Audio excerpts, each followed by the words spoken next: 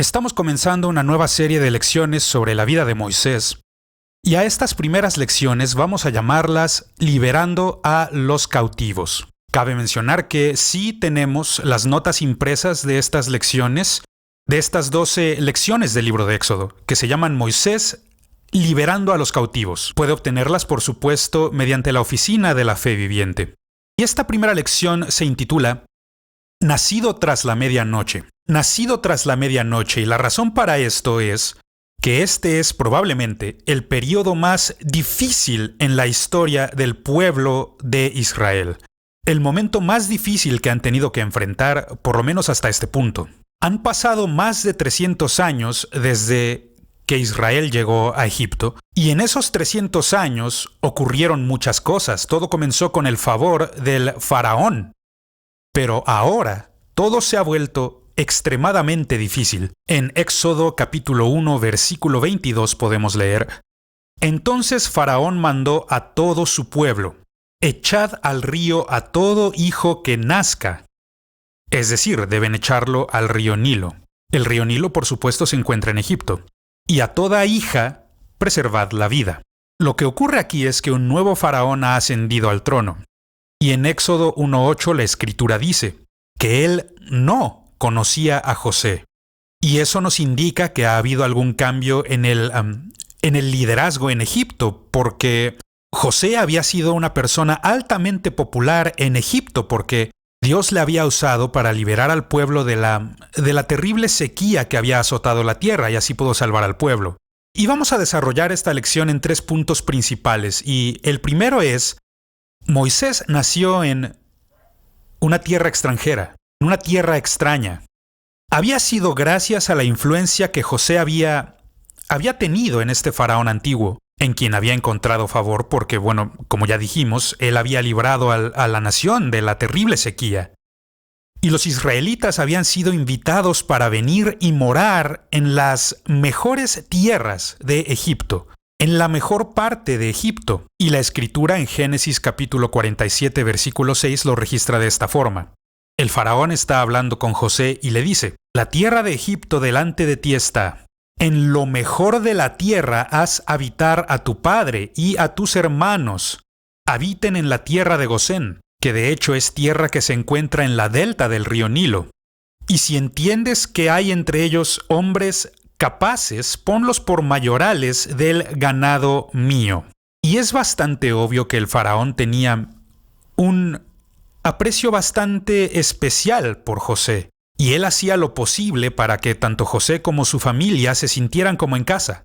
Pero ahora hablamos de muchos años después.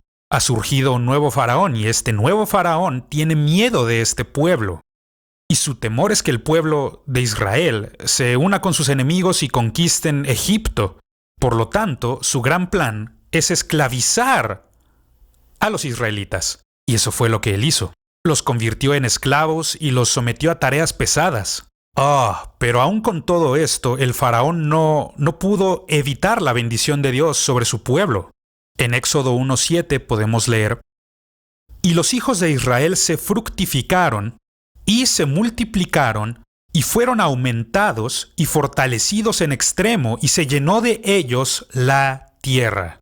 Y por supuesto, esta situación lo único que hace es incrementar la ansiedad en el faraón. Y Dios ya le había vaticinado esto a Abraham. Él ya le había dicho que sus descendientes estarían en tierra extranjera, y serían esclavos, y serían sujetos de maltrato, y estarían mal. En Génesis 15:13 podemos leer lo siguiente: Entonces el Señor dijo a Abraham: Ten por cierto que tu descendencia morará en tierra ajena y será esclava allí, y será oprimida 400 años. Por tanto, la palabra profética ya había venido a Abraham, y no solo a él, sino a su descendencia. Y lo que esto nos dice es que, aunque estemos atravesando momentos muy difíciles, probablemente la noche más oscura de tu vida, Dios todavía está ahí. Dios todavía se preocupa. Las pruebas difíciles no quieren decir que a Dios no le importe. Ahora, la segunda cosa de la que quisiera hablar, que Moisés nació en una raza oprimida. Los israelitas ahora son los esclavos de los egipcios, y la escritura lo registra de esta manera. El faraón quiso amargarles la vida. Esto a través de la amargura de la esclavitud. Y fue una época terrible en su historia. Una época terrible. Y leemos en Éxodo 1:11: entonces pusieron sobre ellos comisarios de tributos, que los molestasen con sus cargas. Y luego dice: y edificaron para Faraón las ciudades de almacenaje Pitón y Ramesés. Ahora ellos son los esclavos. En el versículo 14 dice: y amargaron su vida con dura servidumbre, en hacer barro y ladrillo y en toda labor del campo y en todo su servicio al cual los obligaban con rigor.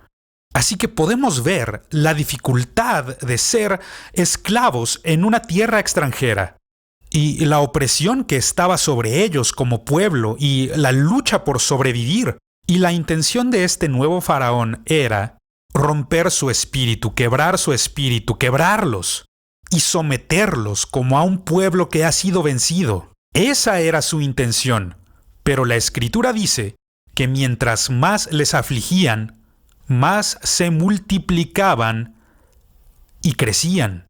El plan de Faraón no está funcionando. Y por supuesto, ¿qué es lo que hace un dictador cuando algo no funciona? Siendo que los dictadores solo pueden gobernar bajo una atmósfera de miedo. Lo que hace es aumentar su amargura, mucho más. Le hace la vida al pueblo más difícil y continúa agregándole a sus cargas y a su opresión.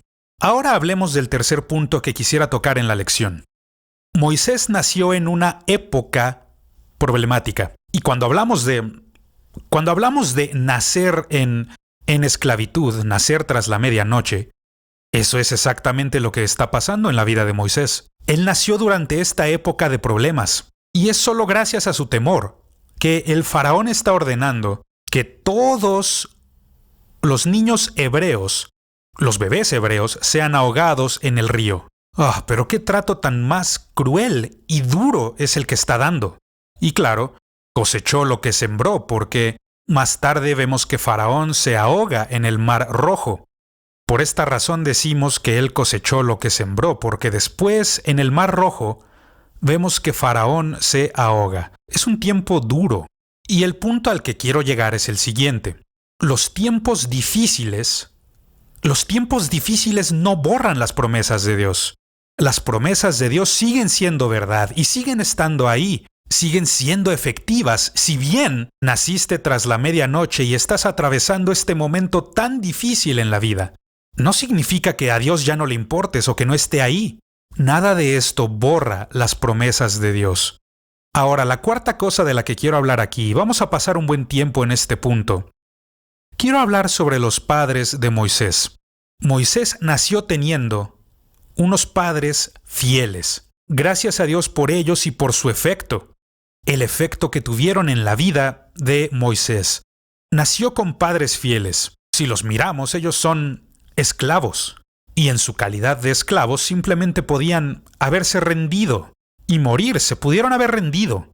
Pero no. Se rehusaron a hacerlo. Ellos eran fuertes de espíritu. Y comenzaron a tomar decisiones de gran importancia, que a la larga llevarían a la libertad del pueblo de Israel, que les harían libres de esta esclavitud en la que estaban. Ahora, escúcheme con mucha atención. Cuando se atraviesan momentos duros, cuando se pasan momentos difíciles, es fácil el renunciar y rendirse y dejarse simplemente morir y ya. Pero los padres de Moisés no lo hicieron. Comenzaron a tomar ciertos pasos y tú y yo estamos tomando decisiones ahora que afectarán el resto de nuestra vida, así como las decisiones que sus padres tomaron. Esta es la primera decisión que veo que tomaron. Ellos tomaron la decisión y escogieron amar. Amar. Ahora, tú y yo podríamos pensar, por supuesto, cómo una pareja joven no se enamoraría y... recuerda, eran esclavos. Esta es la época más difícil en la historia de Israel. Están atravesando un momento tan difícil que el mismo faraón ha ordenado que lleven a todos los niños a ahogarse, que ahoguen a los bebés hebreos en el río Nilo. Pero ellos no dejaron de amar. Estos decretos tan duros y esta opresión tan terrible a la que él los sometía no pudo detener su amor. Faraón, sin importar lo que hiciera con sus decretos y con sus leyes, con todo eso él no pudo evitar que ellos se amaran. Era su decisión. Y es lo mismo para nosotros. Tenemos esa misma elección y podemos escoger amar a pesar de todas las dificultades, a pesar de los problemas y las cosas que enfrentamos, a pesar de todo lo que el diablo quiera aventarte. Es tu decisión, amigo. Toma la decisión de amar, y esta es la decisión correcta. Y como están tomando la decisión correcta, eventualmente va a llevarlos a la libertad total del pueblo de Israel. Gracias a Dios por ellos. Así que esta gente que es piadosa, estas personas que no solamente aman a Dios, sino que también se aman el uno al otro, llegan a hacer un pacto de amor durante una de las épocas más oscuras en Israel, una de las épocas más difíciles que hayan experimentado jamás, si no es que la más difícil. Ellos escogieron amar, y yo te reto, haz exactamente lo mismo. Escoge amar, decide amar, a pesar de lo que sea que el diablo haga para tratar de detenernos. Hablemos de la segunda decisión que ellos tomaron. Ellos escogieron creer. Creerle a Dios, confiar en Dios, en medio de toda esta opresión, en medio de toda esta amargura. Y estoy seguro que, viviendo en un campamento de esclavos hebreos en Egipto, existía mucha palabrería que era muy amargada. Cosas como, ¿dónde está Dios? ¿Por qué no nos ayuda Dios? ¿Por qué Dios no contesta nuestra oración? Dios no está aquí. Y esto es una gran tragedia porque le ha ocurrido a muchas personas hoy en día. De hecho, una de las estadísticas más desoladoras y tristes que existen hoy es que 75% de todo el pueblo de Israel es agnóstica o atea. Gracias al Holocausto, gracias a los horrores que sufrieron con Hitler, y esto les ha empujado a perder toda esperanza en la humanidad y ya no tener esperanza en Dios y ya no tener esperanza en la vida. No lo hagas. Ellos escogieron creer, y la Biblia nos dice que la fe es energizada por el amor, así que volvemos al pacto de amor, porque gracias al amor que se tenían, la fe pudo crecer en ellos. Y vemos que luego se concibió a un bebé y nació un bebé. Y la Biblia dice que por la fe, y esto se encuentra en Hebreos 11, por la fe los padres de Moisés no temieron del decreto del rey, porque vieron que era un niñito muy hermoso. Vaya, que Dios nos dé un espíritu así. Qué actitud tan tremenda en medio de todas estas cosas, en medio de la opresión, en medio de esta amargura que rodeaba sus vidas. Ellos escogieron, en vez de vivir como esclavos y como gente derrotada, eran más que vencedores gracias a la fe y confianza que tenían en Dios. Sigamos entonces su ejemplo, la fe en Dios. La fe que tenían en Dios les llevó a creer que sería Dios quien salvaría a su hijo de ahogarse en el río. Creían que Dios a través de él les traería libertad y escondieron a este niñito. Lo escondieron en su hogar por 3 meses. Y en sus vidas y por la decisión que tomaron de creer, también podemos ver la expresión de fe que tienen en los nombres con los que se llaman el uno al otro. Por ejemplo, el padre de Moisés se llamaba Amram. Amram. ¿Y qué es lo que significa este nombre? El pueblo exaltado. Recordemos que ellos son esclavos. Son esclavos hebreos que se encuentran cautivos en Egipto. Y cuando Amram el esclavo regresa a casa después de un día de trabajo tan difícil, revolviéndose con el lodo y con el mortero, haciendo ladrillos para las ciudades del faraón. Llega a casa y al estar en la puerta la esposa le dice: «Bienvenido, pueblo exaltado». Oh, qué ¡Qué palabras tan hermosas! Ella no está hablando con ningún esclavo, ella le habla a un hombre de Dios. Está hablando con un hombre de fe. Y yo quiero retarte que sigas su ejemplo. Sigue su ejemplo. Deja de hablar con toda esta derrota y toda esta actitud negativa y comienza a decir lo que Dios está diciendo. Y el nombre de ella era Jocabed. Jocabed. Y él responde a su bienvenida: bienvenido, oh pueblo exaltado. Él responde y dice: hola, Jocabed, qué gusto verte. ¿Y qué significa Jocabed? Este nombre significa: el Señor es glorioso. El Señor es glorioso. En medio de todo este dolor y en medio de toda esta amargura, siguen alabando a Dios. Siguen dándole la honra a Dios. Todavía escogen creer. Y yo quiero retarte, sigue su ejemplo. Haz lo mismo que ellos hicieron. Expresa tu fe. Ellos expresaban su fe el uno al otro, simplemente llamándose por estos nombres. Y necesitamos escoger nombres de la misma manera. Nombres que edifiquen. Nombres que ayuden a la gente a creer. Nombres que puedan sacar a las personas de esta depresión y de esta amargura en la que ellos se encuentran. Y hablemos de la tercera decisión que tomaron. Escogieron obedecer. Obedecer. Obedecer los mandamientos de Dios. Obedecer la palabra de Dios. Hay una buena declaración que dice así: la obediencia es la forma más alta de adoración. Y yo sí lo creo que esto es verdad, que la obediencia es la forma más alta de adoración. Por esto Jesús dijo que por sus frutos los conoceréis, porque la gente habla y habla y habla y habla, y de tanto hablar se les olvida hasta vivir. Y que Dios nos ayude a no cometer este error. Que Dios nos ayude a obedecer, aún en medio de las dificultades que presenta la vida, los momentos oscuros de la vida. Que nosotros podamos creer y obedecer el mandato de Dios. Ahora, en medio de todo esto, la Biblia no dice que Jocabed haya orado, que se haya puesto a orar, pero te aseguro que lo hizo. Cuando te encuentras en una situación así, te aseguro que vas a orar. Te lo aseguro.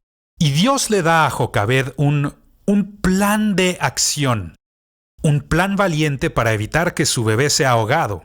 Porque bueno, ya pasaron 3 meses y el bebé está creciendo y su llanto se hace más fuerte. Y cada vez es más difícil ocultar al niño de los soldados de Faraón. Y también recordemos que están otras mujeres israelitas que ya han perdido a sus hijos. Y algunas de ellas están muy amargadas y la tragedia es que a veces te van a traicionar. Pero Dios le da un plan de acción para salvar a su hijito Moisés. Éxodo capítulo 2, versos 3 al 6 leemos. Pero no pudiendo ocultarle más tiempo, por supuesto hablamos de Jocabed, quien ya no puede ocultar a Moisés, porque ya está creciendo mucho. Tomó una arquilla de juncos y la calafateó con asfalto y brea, es decir, la hizo a prueba de agua. Y colocó en ella al niño, y lo puso en un carrizal a la orilla del río Nilo. El verso 4 dice: y una hermana suya se puso a lo lejos para ver lo que le acontecería. Y la hija de Faraón descendió a lavarse al río. Y paseándose sus doncellas por la ribera del río, vio ella la arquilla en el carrizal. Y envió a una criada suya a que la tomase. Y cuando la abrió, vio al niño. Claro, cuando remueve la tapa de la cesta, el sol le da al niño. Le da en la cara, se despierta y comienza a llorar. Ahora, Jocabed, la madre de Moisés, ya sabía en qué lugar del río venía la hija de Faraón a bañarse. Oh, claro. La realeza siempre tiene sus privilegios. Así que la hija de Faraón tenía un lugar favorito en el río. Tenía un lugar favorito en el río para bañarse. Jocabed sabe dónde se encuentra este lugar. Entonces, se le ocurre este plan de tomar al bebé Moisés y ponerlo en una canasta a prueba de agua y luego dejarlo ahí en el lugar favorito de la princesa. Y al poner a su hijito en este mismo lugar, dispone luego que la hermana de Moisés, cuyo nombre es Miriam o María, dispone que esta niña se oculte y observe y vea qué es lo que ocurre cuando la princesa tome la cesta. Y todo esto es un plan que ella ha recibido de Dios, porque seguramente en sus oraciones Dios le dio esta idea. Dios le dio este plan. ¿Qué había de hacer? Pero quiero hacerte una advertencia aquí, y esta es: al obedecer a Dios siempre existirá un riesgo. Siempre. Porque no puedes tener fe si no tienes un riesgo. Porque si bien sabes que Dios te ha hablado y que Dios te ha dado un plan, no sabes exactamente cómo es que esto va a funcionar. En este caso, era el llanto del niño. Cuando la tapa de la cesta fuera removida y le diera el sol al niño, va a empezar a llorar. Pero Dios tocó el instinto materno en la hija de Faraón. La princesa ve.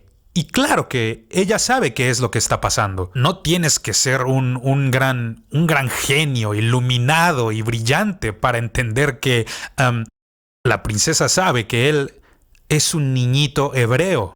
Un hebreo ha escondido a su hijo en esta canasta. El niño es hermoso y está llorando. Pero a ella esto no le importa. A ella no le importa. Ella dijo: yo voy a adoptar a este niño como si fuera mi propio hijo, como si él fuera mío. Así que la princesa de repente se da cuenta de que ahí está una niña hebrea escondiéndose. ¿Y por qué está aquí esta niña escondiéndose? Es obvio. Está observando la cesta que contiene a su hermanito, a este niño. Pero esto ya no le importaba, ya no. Y la princesa contrata a la madre de Moisés para criar, aunque yo creo que siempre supo que ella había sido la mujer que ocultó al niño en la cesta y que dejó esta cesta en la delta del río. Ella fue quien lo puso ahí, pero a ella no le importa. Así que este fue un plan de acción que Dios le había dado a Jocabed. Su fe que salvó a Moisés de cualquiera que pudiera haberlo lastimado. Ella fue capaz de idear un plan de acción que mantuvo a salvo al niño. Hablemos de la cuarta decisión que ellos tomaron. Ellos decidieron trabajar. Escogieron trabajar. Hay un excelente versículo de la Escritura respecto a esto en Santiago 2:20 que dice que la fe sin obras es muerta. No tiene absolutamente ningún valor. ¿Por qué? Porque la fe que es verdadera fe se pone a trabajar. Y eso fue lo que ella hizo, porque Jocabed comprende que su tiempo con Moisés es limitado. Ella solo tiene un cierto tiempo, porque cuando entregue al bebé, probablemente nunca más vuelva a verlo en su vida, porque habrá entregado a su hijo a otra mujer. Y eso requiere de fe, requiere de valor. Y ella se pone a trabajar porque sabe que solo tiene poco tiempo. Y lo que hace es pasar estas semanas preciosas, estos preciosos meses, este tiempo que tiene con Moisés antes de entregarlo. Ella le enseña: tú serás el libertador de tu pueblo. Dios ha salvado tu vida y te ha puesto en un lugar especial para que puedas ayudar a tu pueblo. Y lo que Jocabed está haciendo es darle a Moisés el conocimiento que va a necesitar para tomar la decisión más importante de su vida. Ahora escúchame, amigo. Dios hace lo mismo con nosotros. Y cuando seguimos el ejemplo de esta gente, cuando decidimos tener amor y creer y escogemos también trabajar, cuando hacemos nuestra parte, Dios hace su parte. Jocabed lo hizo así. Hay un versículo importante en Hechos capítulo 7, verso 25, que se conecta con esta historia y dice así: cuando Moisés tenía ya 40 años, dice así: pero él pensaba que sus hermanos comprendían que Dios les daría libertad por mano suya, mas ellos no lo habían entendido así. ¿Y de dónde sacó Moisés esta idea? ¿De dónde sacó la idea de que él iba a libertar a su pueblo? La sacó de su madre. Su madre había plantado esa semilla en su interior hace ya muchos años, cuando era solamente un niño pequeño, cuando era solamente un bebé. Está cantándole canciones de cuna que dicen: Moisés, Tú no eres cualquier bebé ordinario. Tú eres un regalo especial de Dios. Moisés, Dios va a usar tu vida para liberar a tu pueblo. Moisés, nunca lo olvides. Tú no eres un egipcio. Tú eres un israelita y Dios va a levantarte para liberar al pueblo. ¡Qué valor tan tremendo! ¡Qué gran acto de fe! Con razón, pero con razón fueron capaces de superar las adversidades. Con razón fueron libres de su esclavitud, tanto de su espíritu como de su mente. Porque tanto Amram como Jocabed ya son libres. Ellos ya son libres por la libertad que tienen en Dios. Ahora quiero cerrar con este pensamiento. Cuando nosotros hemos hecho lo posible, podemos esperar que Dios haga lo imposible. Y hablo a algunos de ustedes ahora mismo. Le piden a Dios que haga algo milagroso, pero ni siquiera han hecho lo que pueden hacer. Si tú todavía no has hecho tu parte, ¿por qué esperas que Dios haga algo que tú no puedes hacer? Cuando no haces ni siquiera las cosas que puedes hacer. Yo te reto. Sigue el ejemplo de estas personas. Sigue el ejemplo de estas personas y levántate por encima de tu dificultad. Levántate por encima de tu amargura. Levántate por encima del dolor de la vida. Y créele a Dios que Él va a cumplir con su promesa, tal como Él dijo que lo haría. Fue gracias a la fidelidad de los padres de Moisés que cuando él creció, recordó la promesa de Dios y pudo así identificarse con su propio pueblo. Y Dios luego lo usó para ser el libertador de el pueblo de Israel. Que Dios nos ayude a que en nuestro viaje de fe podamos vencer la noche más oscura y creerle a Dios que cumplirá todas las promesas que nos ha hecho.